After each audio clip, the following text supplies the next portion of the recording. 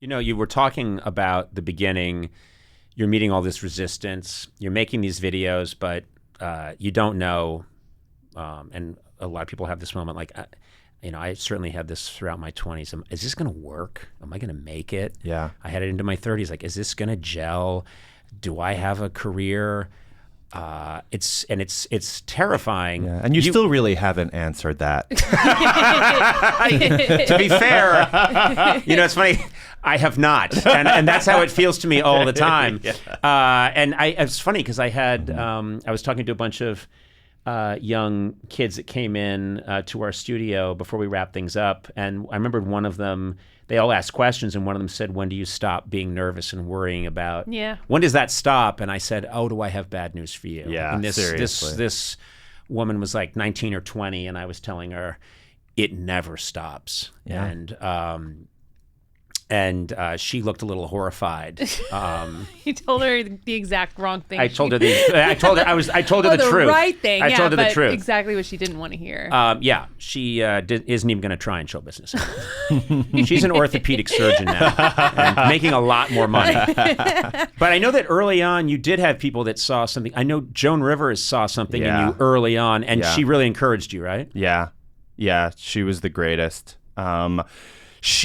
My first real TV job was a pilot for Bravo that did not get picked up because in 2006, if you were gay and wanted to be on TV, they shipped you off to Bravo. Literally, it was like an LGBTQ orphanage. It was like, you're talented, but you're a gay man. I just picture them shoving you into a giant FedEx tube and then putting Bravo on it, and dropping it in the mail. That's literally, and it was so odd because I was on stage in New York doing, this sort of Billy on the Street style persona, which I eventually, captured in the videos that we did. But that started on stage, so it was this very absurdist, subversive thing that I was doing. It was not Bravo. Right? But simply because I was gay, they were like, all right, well, maybe Bravo will do something with you. That was always the answer at the time, which is very funny, but also when you think about it, kind of fucked up, Right. I remember pitching a few shows to Comedy Central at the time, and the shows revolved around me. So, they would revolve around a gay man. One was a scripted show. One was Billy on the Street, I think. Mm-hmm. And what was said to my face was, well, you're brilliant. We think you're hilarious. We obviously can't do that here, but I think if you go to Bravo, you'll have a home run. Yeah. Like, someone said that to my face, thinking that was like a helpful thing. Mm-hmm. And then years later, he actually apologized for it after I was successful. But that's good. I always do award points. Yeah. I've had people say terrible things to me in the early 90s and then come back later on and own it, and say I was wrong. And then later come back and say I was right. It just keeps coming. Yeah. And this is my dad, by the way. It's a vicious cycle. There's the old twist ending. So this episode brought to you by O. Henry. So anyway, sure enough, Bravo did put me on a pilot in 2006, and the pilot was called Joan Rivers' Straight Talk.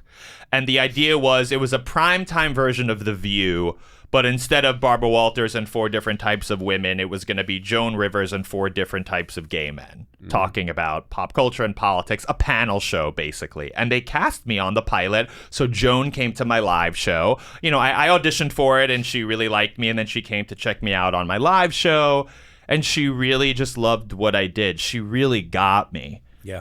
And we did that pilot. Andy Cohen was on that pilot before he had his own show. He was on the panel. LZ Granderson, who's a sports columnist, I believe, and broadcaster, and another guy. And it didn't get picked up, unfortunately, but it was an amazing experience. And I got close with Andy Cohen, who's still a good friend, and I got really close with Joan. Mm-hmm. And she really became like a mentor to me. I mean, I could go on and on about how insanely supportive she was for no reason. The pilot didn't get picked up. She had no reason to deal with me. And yet she really was so helpful. Joan, this was a few years before Joan had her resurgence, if you remember. And, Joan had been blacklisted from a lot of the late night talk shows. Like, we know this story, and she hadn't done the Tonight Show in many years, and Letterman hadn't had her on in many years. Just to refresh people's memory who don't know, it was because she had been a huge star as a guest on Johnny Carson. Guest host. That's what I mean, a guest host. Yeah. That was appointment television when Joan Rivers was going to host the Tonight Show and Johnny Carson was taking a break. And we're going way back into the 80s, but it was an event because she took the oxygen out of the room. She was so funny. And it was a huge event. And then she went on to do her own show, and that was seen as a betrayal. Yeah, she did one of the first shows on Fox. Yeah. Right when Fox started, she did her own late night show. Johnny wasn't leaving the show, his own show at that point. So Joan went and did her own show, and he got extremely mad and basically had her blacklisted from late night TV for the rest of her career up until, I don't know, like 10 years before she died. And so she did have a career resurgence, though, and Letterman did have her back on, and Fallon had her on The Tonight Show for the first time in many years. Kimmel had her on, and no one knew who I was at that point. And Joan told me, she said, I'm about to do all the late night shows for the first time in decades. Put your Billy on the Street videos, put some of your favorite ones on a DVD, and make copies and leave them at my apartment, and I am going to bring the producers of all of those shows your DVD and tell them, you have to know this Billy Eichner guy, watch these videos. She had been blacklisted from late night talk shows, which was so heartbreaking to her, for decades. And on her first time back making the rounds, she reached out to me and said, I'm going to drop off your DVDs and let these people know who you are.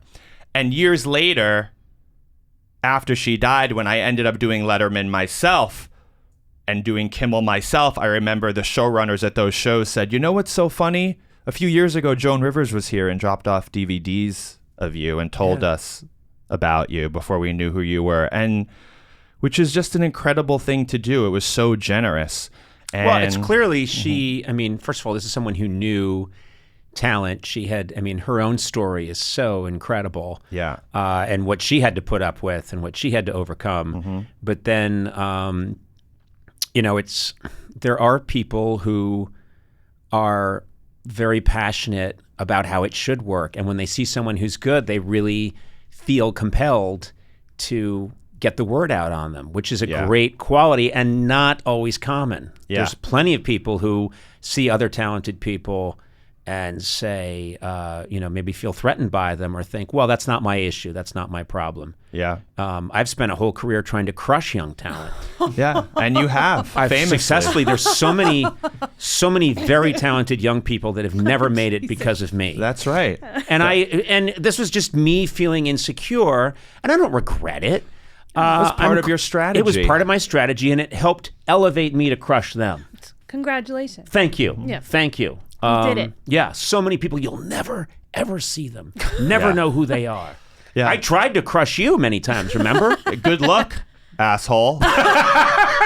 Here I am, in spite of you. In spite of you and the Velociraptors and Sonic the Hedgehog and the guy who ran Comedy Central and BJ Novak, I'm still here. First time I saw Billy on the street, I was like, he's good. A little too good. He must be stopped. He must be stopped. And remember all those attempts on your life and you didn't know who was behind it? Yeah, that was me. That was you. Well, I'm honored, honestly.